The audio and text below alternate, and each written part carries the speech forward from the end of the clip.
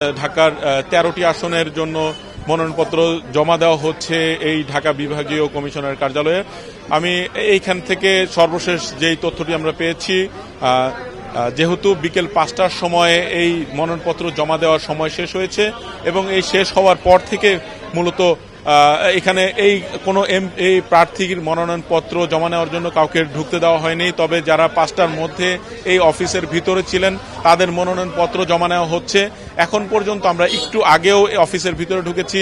যারা ৫টার ভিতরে অফিসে ছিলেন তাদের সেই মনোনয়নপত্র যাচাই বাছাই করার মাধ্যমে তারা এখানে জমা দিতে পারছেন এবং এই জমা দেওয়ার ক্ষেত্রে আমরা কয়েকজনের ক্ষেত্রে দেখেছি অনেকের বিভিন্ন দলিল কাগজ এখানে শর্ট ছিল, তারা সেটি জমা দিতে পারেনি। তারা লোক মারফত তারা বিভিন্ন ব্যাংক সহ অন্যান্য কাগজপত্র তারা এখানে আনাচ্ছেন এবং আনানোর পরবর্তীতে সময় তারা এই নমিনেশন পত্র জমা দিচ্ছেন। আমরা আরেকটি বিষয় জানিয়ে রাখছি, ৫টার পরবর্তীতে সময় যারা এখানে মনোনয়নপত্র জমা দেওয়ার জন্য এসেছিলেন তারা মূলত এখানে তাদেরকে ঢুকতে দেওয়া হয়নি। তারা অনেক অনুনয় বিনয় করেছেন, অনেকেই বাকবিতণ্ডায় জড়িয়েছেন, তবে তাদের আসলে মনোনয়নপত্র কোনোভাবেই জমা নেওয়ার আসলে সুযোগ তারা আসলে দেননি।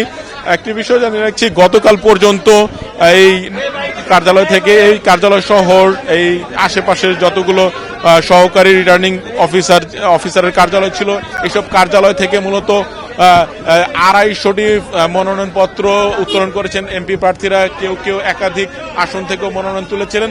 তবে আমরা আজকে সন্ধ্যা ৬টা পর্যন্ত যে তথ্যটি জানতে পেরেছি, মোট ৮১টি মনোনয়নপত্র জমা পড়েছে এবং অন্য আশেপাশের যে সহকারী রিটার্নিং অফিসারের কার্যালয় ছিল সেই সব কার্যালয়ে যারা মনোনয়নপত্র জমা দিয়েছেন সেই মনোনয়নপত্রগুলো মূলত এই কার্যালয়ে তারা আনছেন এবং এখানে বিভাগীয় কমিশনের কার্যালয়ের পক্ষ থেকে তারা হিসেব করে দেখছেন কতগুলো মনোনয়নপত্র জমা পড়েছে।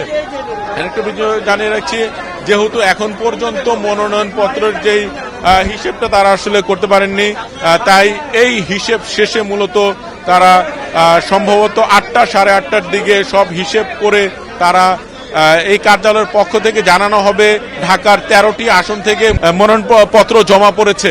তো ঢাকা বিভাগীয় কমিশনের কার্যালয় থেকে এই ছিল মনোনয়ন জমা দেওয়ার সবশেষ তথ্য।